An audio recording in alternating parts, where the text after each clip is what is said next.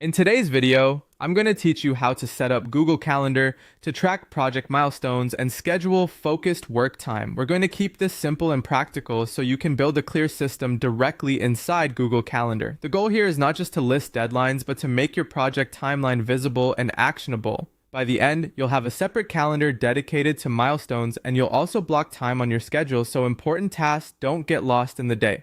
Start by opening Google Calendar in Chrome.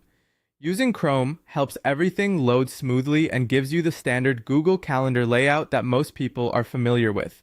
Once the calendar is open, take a quick look at the left-hand panel, because that's where you'll manage additional calendars. Next, create a brand new sub-calendar that will be used only for tracking project milestones. To do that, look for the plus sign next to Other Calendars and click it. From there, create a new calendar and give it a clear name that tells you exactly what it's for, such as a milestones calendar for a specific project or for all active projects.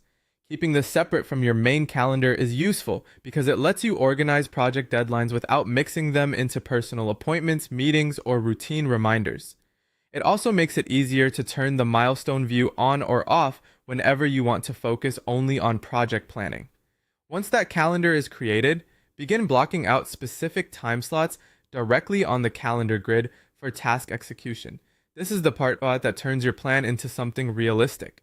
Instead of treating deadlines as distant dates that live on a list, place work sessions on your calendar as if they were fixed appointments. Choose the actual blocks of time when you'll complete the tasks that lead up to each milestone. This could be an hour for research, 2 hours for drafting, or a focused session for review and revisions. As you do this, think of those time blocks as protected work periods. In other words, don't schedule them casually.